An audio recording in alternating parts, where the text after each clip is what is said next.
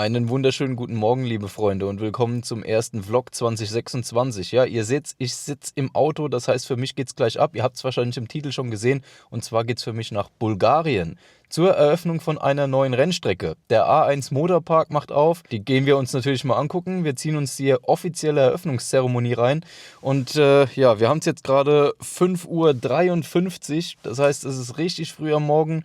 Für mich geht es jetzt erstmal nach Frankfurt zum Flughafen und ich nehme euch natürlich auf den kompletten Trip mit.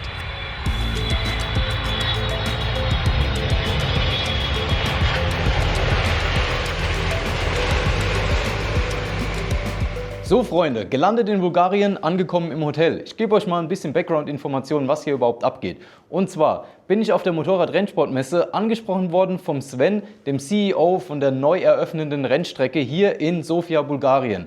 Das Ganze ist der A1 Motorpark und der wird ganz frisch eröffnet. Rennstrecke wurde ganz frisch und neu gebaut.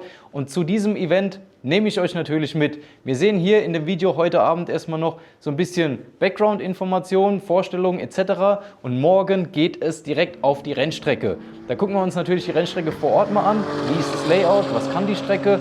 Und vor allem, wir legen auch ein paar Hotlaps zurück. Leider nicht mit dem Motorrad, aber zumindest mit einem Auto. Da sitzen wir als Beifahrer ein bisschen nebendran, während wir über die Strecke gepaced werden. Ja, und dann nehme ich euch natürlich überall mit und zeige euch, wie die neue Rennstrecke aussieht. Wen es interessiert, ganz wichtig, die Rennstrecke ist auch schon verfügbar zum Buchen. Und zwar unter anderem bei CR Moto. Ich packe euch mal den Link unten in die Videobeschreibung rein. Da könnt ihr die Rennstrecke hier in Bulgarien auch schon buchen. Sehr interessant für alle, die vielleicht aus der Nähe kommen oder die einfach mal was Neues sehen wollen. Ihr wollt jetzt vor allem mal sehen, was das hier für ein Hotelzimmer ist. Ich kenne euch doch, da wurde sich nicht lumpen gelassen. Ich bin hier im 27. Stock, da haben wir hier ein richtig schönes, großes Zimmer. Guckt euch das an. Schönes Bett, schön, richtiges Suite. Das Ding ist größer als meine Bude zu Hause. Wir gucken uns mal noch die Aussicht auf Sofia an. Oh, schön, guck mal hier. Sofia. Hier neben noch Berg, Schnee, alles dabei. Wunderbar. Gucken wir noch kurz im Bad. Ich brauche einen Mofa, bis ich hier im Bad bin. Der Weg ist zu weit. So, hier auch Bad. Richtig schön, richtig groß. Super Sache. Da wurde ich nicht lumpen lassen. Das bin ich. Und wie erwähnt, werde ich euch natürlich mitnehmen auf die komplette Experience hier. Ich werde das Ganze mitvloggen, alle Informationen aufsaugen und für euch natürlich zur Verfügung stellen. Deswegen unbedingt dranbleiben und jetzt schon Like da lassen, unten kommentieren und Kanal abonnieren.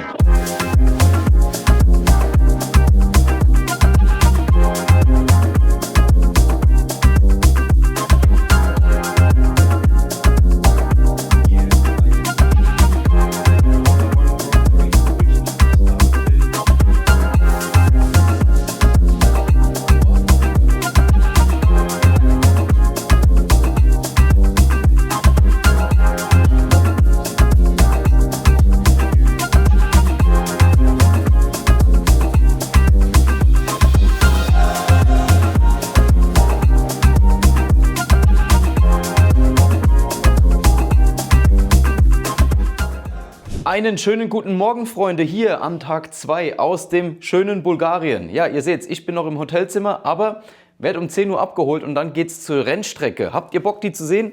Ich auf jeden Fall. Ich kann euch ein paar Infos vorab geben. Also gestern auf der Vorstellung, ihr habt es gesehen, da gab es einiges in der Präsentation zu hören und so ein paar Eckdaten. Das Ding wurde in knapp einem Jahr aus dem Boden gestampft. Also es war nichts da außer ein Feld bis fertige Rennstrecke in knapp einem Jahr. Das ist mal eine Ansage.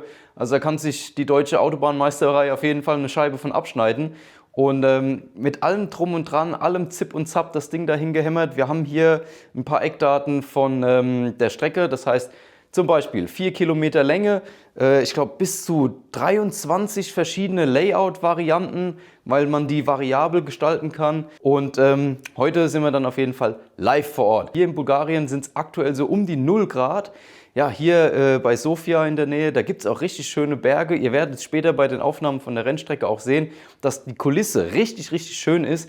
Und da wird auch generell viel für den Tourismus gemacht. Das heißt, da gibt es ein Skigebiet, da gibt es Wanderwege, da gibt es richtig viel Tourismus drumherum, wo da gerade aufgebaut wird.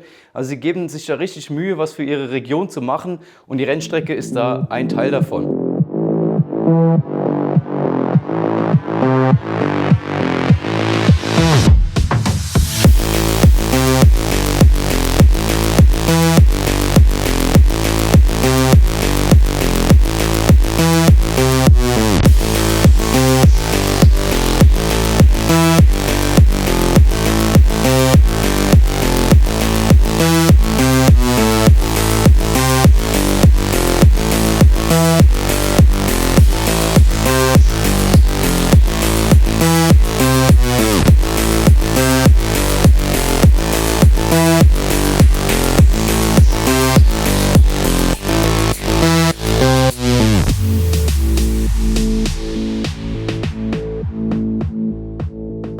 So Freunde, da sind wir live und direkt am A1 Motorpark und ihr seht im Hintergrund stehen schon ein paar richtig geile Gefährte für die Hot Laps.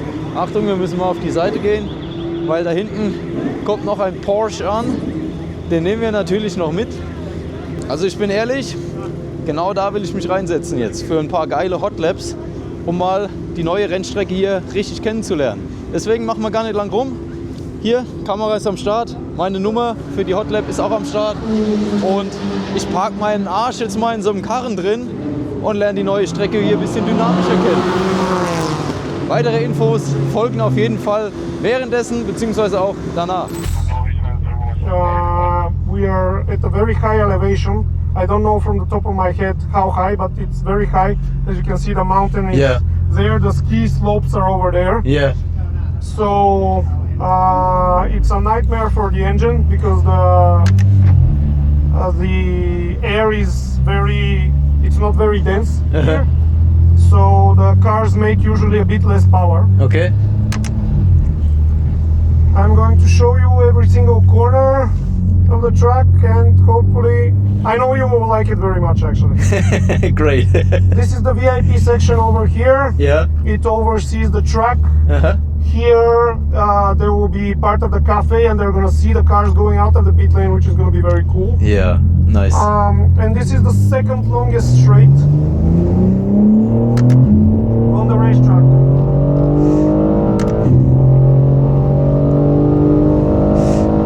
Oh yeah, this car moves. Yeah. Yeah. Here you have the slowest corner on the track. You need to hit a very late apex Uh-huh. so that you can point the car to the next corner. Here on this right, you move the car to the left and then you push it back to the right. Uh-huh. You don't hit the first curb here, but you go and you hit the end of the second curb. And you keep the car to the left because you need to do a very late apex Yeah. here. And then you go full on the gas on the straight. Nice. So this is a normal corner, you just trail brake the car in and it goes inside and then you move the car straight to the right. You downshift, you hit this curve and you get a lot of grip on the compression and then you upshift because it becomes a trough, not a compression anymore. Yeah. You do a very late apex. And here, this is where you start trail braking. As you can see the Cup car in front of us. Yeah. You trail brake, you go into the corner and then you're on full of the gas and it pushes you to the outside. And this is the longest straight, which is about 900 meters. Uh-huh. This is fun, man. This is really fun.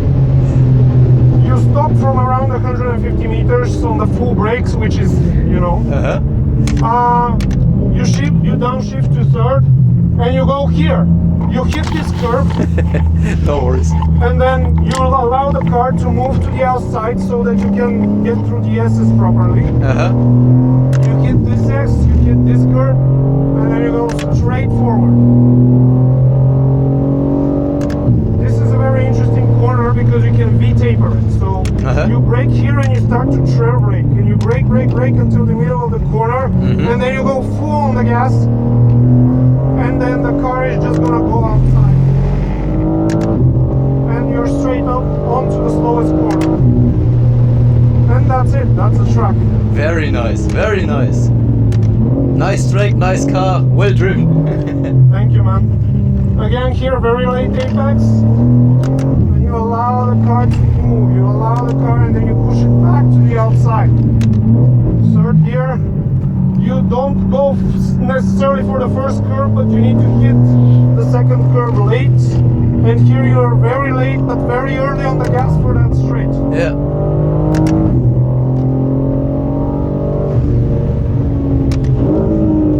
And again, trail brake the car in. And again, try to push it to the right as soon as possible. Maximize the grip here. You hit that curve, you allow the car, you upshift, and you go to a very late apex here. You push it to the outside. You do a very late apex over here as well, and then you trail brake for the last corner before the big straight, and then you go. Oh yeah, oh yeah. Nice. This is the 900 meter straight. It's interesting because because if you look it from the top, it looks like a straight line, Yeah. but here Yeah, you see it's there's all not these flat, blind yeah. corners and stuff like that, so Yeah. the straight is also blind. Yeah, So, and you don't have a lot of runoff, so you better don't miss that definitely. stopping here. And then again, you hit this curb and you allow the car to move to the outside so that now you can go into the SS proper. You Yeah. did it with one steering. And here is where we enter back to the pit lane, and this is the start-finish straight. Yeah, very nice. Well done, man. Well done. Appreciate it. No worries. So how many hours have you already been driven here? This wasn't ready a long time ago. It was ready very recently, so we have enough hours to know what we're doing. Yeah. And we are very thankful to A1 Motor Park for allowing us to have a bit of training time. Yeah. We haven't driven here for a long time because the opening of the track is tomorrow. Yeah. So we have enough time to prepare basically, so that we can see where the track goes, what it does, and stuff like that. It's a very nice track. It's very fun, Great. and I hope you enjoyed your time with it. Definitely. Thanks a lot, man. No worries. Have a great day. Have a good one. Ich bin zurück von meiner Hot Lap, von meiner Track Experience. Ich kann euch sagen, das hat schon richtig Bock gemacht. Also auch als Motorradfahrer muss man zugeben, ja, da lässt einer richtig krachen. Auch als Motorradfahrer muss ich zugeben, dass so Motorsport auch im Auto Spaß machen kann. Vor allem, wenn man jemanden hat, der fahren kann, und der Kollege, der konnte schon ganz gut.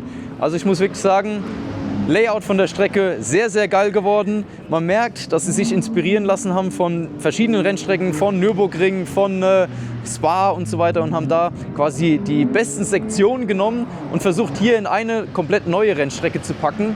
Und das Schöne ist auch, dass die Rennstrecke, obwohl sie ganz frisch und neu auf dem Acker gebaut worden ist, keine flache Rennstrecke ist, sondern sie haben sich wirklich die Mühe gemacht, haben hier noch Kuppen, Erhöhungen und so weiter, blinde Kurven eingebaut, schöne Schikanen mit drin, also ein richtig geiles Layout, und das macht auf jeden Fall Bock zu fahren. Auch schöne Geraden, wo man es mal so richtig laufen lassen kann, ohne dass man das Ende von der Gerade sieht, weil dann eine richtige Erhöhung drin ist. Also sehr, sehr geil, wirklich, wirklich spannend, hat Spaß gemacht, und leider durfte ich nicht in den Porsche fahren, sondern durfte in einem BMW mitfahren, aber das Ding hat auch 700 PS gedrückt, und der Kollege, der hat schon ein paar Stunden hier auf dem Track sammeln dürfen. Auch wenn die offizielle Eröffnung erst morgen ist, durfte er vorab schon mit seinen Kollegen hier so ein bisschen Track Experience sammeln, und das hat man definitiv gemerkt. Der wusste, wie er seine Apex setzt, und der wusste vor allem, wie er das Ganze auch während dem Fahren gut erklären kann. Da schauen wir uns jetzt, glaube ich, mal noch ein bisschen komplett auf der Strecke um, was das so an Paddock zu bieten hat, was es so, ich glaube, Café habe ich vorhin noch gehört, in die Race Control gehen wir noch und ziehen uns mal das ganze Geschehen hier ganz in Ruhe noch rein. Ich nehme euch natürlich mit, weiter geht's.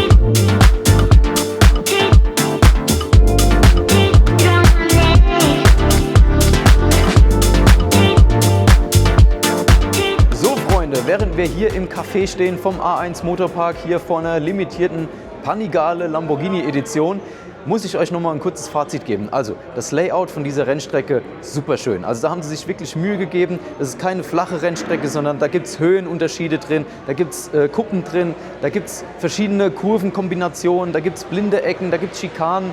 Also sie haben von verschiedenen Rennstrecken hier echt versucht, die besten Elemente in eine Rennstrecke reinzubringen, und haben das auf ein relativ kompaktes Layout gebracht. Das ganze Ding ist 4 Kilometer lang, hat 15 Kurven.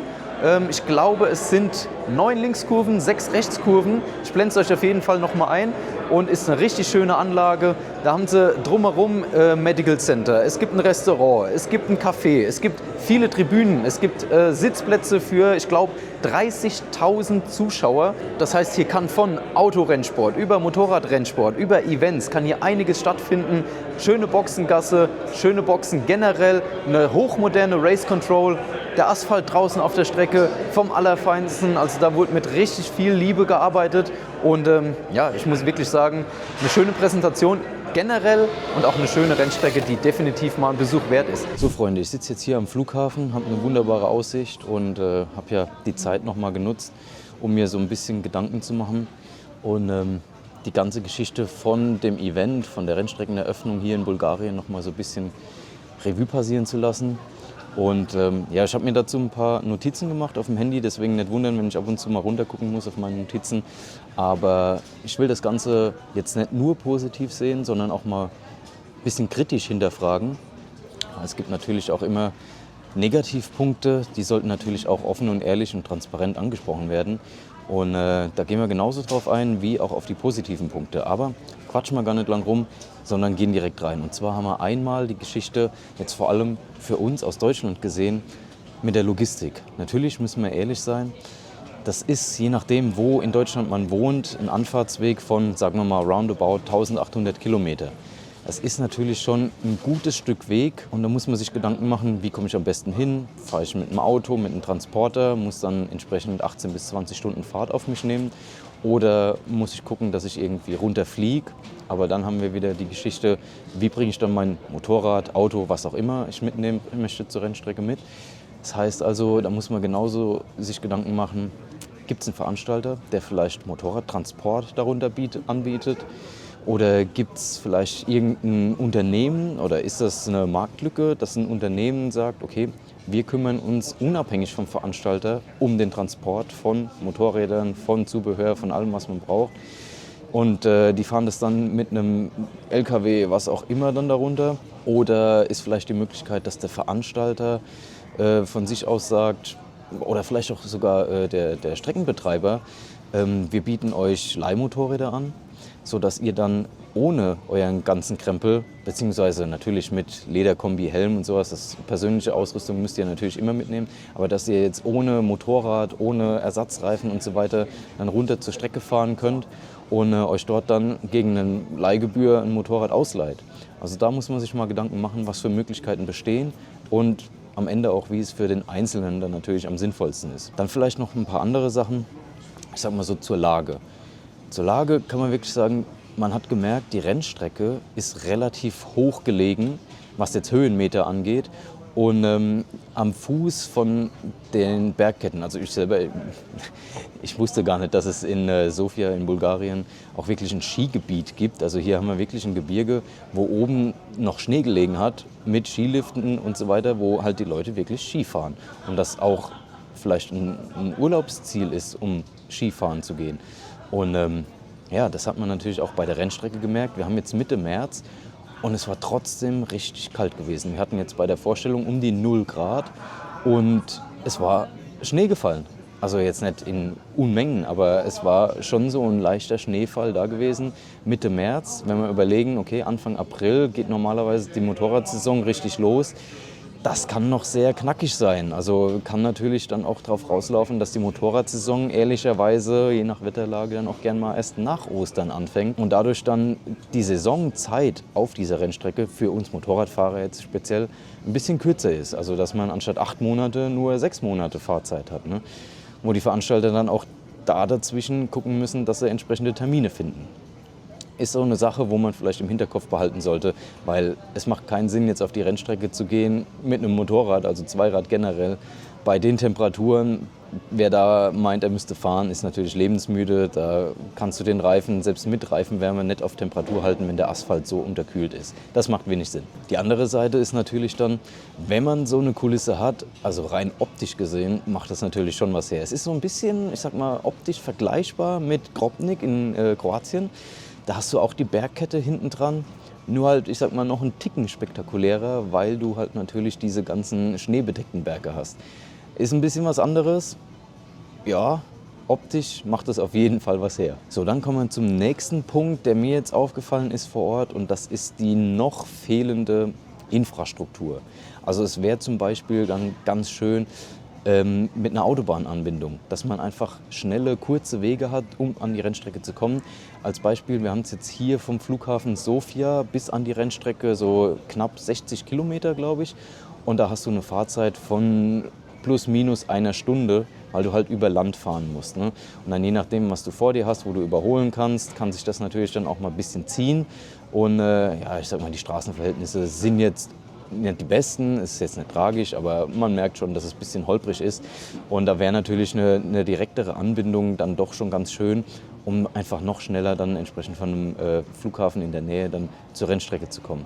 Ansonsten, was mir bei Infrastruktur jetzt auch noch aufgefallen ist, was in Zukunft hoffentlich sich noch verbessern wird, dass man mehr Hotels braucht, dass man mehr Airbnbs braucht, dass man in der Umgebung Supermärkte braucht, Tankstellen braucht und so weiter. Einfach um das Leben dort so ein bisschen einfacher zu machen und nicht jedes Mal dann, keine Ahnung, bis Sofia fahren muss, um dann ein gutes Hotel zu kriegen oder auch um den nächsten Supermarkt zu finden. Mag jetzt ein bisschen übertrieben sein, da gibt es natürlich auch Supermärkte in der Umgebung, aber die generelle Infrastruktur muss hier einfach noch ein bisschen aufgebaut werden und sich entwickeln. Dabei muss man natürlich auch wieder ehrlich sein und die Kirche im Dorf lassen. Die Rennstrecke ist erst komplett frisch neu gebaut. Das heißt, vor einem Jahr war dort noch Acker gewesen. Da war noch gar nichts. Die haben es geschafft, diese Rennstrecke natürlich mit professionellen Partnern und Baufirmen innerhalb von einem Jahr diese Rennstrecke aus dem Boden zu stampfen, aus dem Nichts. Und die ist jetzt fertig und befahrbar und in einem Top-Zustand. Das ist schon viel wert und dementsprechend muss man sich da natürlich auch ein bisschen in Gedanken rufen, dass das jetzt alles noch frisch und alles neu ist und wahrscheinlich in Zukunft auch noch viel mehr drumherum ausgebaut wird. Weil man muss sich natürlich eins bewusst sein, dass diese Rennstrecke jetzt eine Riesenchance für die ganze Region und die ganzen Menschen aus der Region bietet, weil dadurch dann natürlich auch wieder neue Jobs geschaffen werden, weil dadurch mehr Tourismus in die Region kommt. Man kann ja nicht nur auf die Rennstrecke gehen, man kann wie gesagt Skifahren, man kann Quellen besuchen, man kann wandern gehen, man kann hier Enduro fahren gehen oder Motorradtouren generell machen. Es bietet auf jeden Fall die Riesenchance hier mit mehr Tourismus für einen Riesenaufschwung in der Region zu sorgen. Also meiner Meinung nach ist es jetzt ein Zusammenspiel aus der Strecke selbst und Veranstaltern, um es den Kunden, den Leuten so einfach wie möglich zu machen, zur Rennstrecke zu kommen. Wie schon erwähnt, mit zum Beispiel Motorradtransporten etc., die dann vorher organisiert werden oder entsprechenden Leihmotorrädern, die man vor Ort bekommen kann, um die Hürde da entsprechend niedrig zu setzen, dass die Leute auch wirklich dahin kommen wollen. Weil ich glaube, die Strecke selbst, die bietet alles, um dort richtig viel Spaß zu haben. Es ist einfach eine topmoderne Rennstrecke mit schönem Layout und aktuellen Sicherheitsstandards, mit FIA und FIM-Homologation, mit LED-Panels, mit Medical Center, mit Heliport, mit Race Control, mit topmoderner Ausstattung. Also da kann man wirklich in einer sicheren Umgebung wunderbar Motorrad fahren und Spaß haben. Und ich kann es wirklich jedem empfehlen, der hier zum einen entweder aus der Region kommt oder einfach mal was Neues sehen will, der einfach mal eine neue Rennstrecke erfahren will und das Ganze vielleicht mit einem Urlaub verbindet, indem er dann sagt, okay, ich fahre mit meinem Wohnmobil, mit meinem Transporter mal wirklich die 1800 Kilometer hierher. Ich möchte einfach mal eine andere Rennstrecke sehen als die, die man jedes Mal sieht und auf denen man schon 100 Mal war und kann das Ganze dann wirklich mit Familie, Frau, was auch immer verbinden. Ich bin auf jeden Fall gespannt, wie sich das Ganze in Zukunft entwickeln wird, weil durch die verschiedenen Homologationen hat man jetzt unabhängig von den Autoserien die Möglichkeit, die Rennstrecke in verschiedene Motorradrennserien reinzubringen, wie zum Beispiel Alpe Adria oder auch die Euromoto, vormals IDM oder sogar bis hin zur World Superbike. Und es wäre natürlich eine gelungene Abwechslung, in so jedem Rennkalender mal hier ein paar Rennen stattfinden zu lassen. Ich finde es auf jeden Fall mega interessant. Als Zuschauer werde ich auf jeden Fall auch wiederkommen und um selbst zu fahren, natürlich, wenn sich die Möglichkeit ergibt, sage ich da garantiert auch nicht nein. Also in diesem Sinne würde ich sagen, war eine schöne Vorstellung. Ich hoffe, ich konnte euch das Ganze ein bisschen näher bringen. Ich hoffe, ihr habt da auch Spaß gehabt, das Ganze mal zu begleiten. So, dann bleibt mir nur noch zu sagen, vielen Dank fürs Zuschauen. Ich hoffe, die Streckenvorstellung hat euch gefallen. Wenn ja, schreibt mir unten in die Kommentare, was ihr von der neuen Strecke haltet. Vergesst nicht, ein Like dazulassen, den Kanal zu abonnieren und hier oben geht es jetzt direkt ins nächste Video.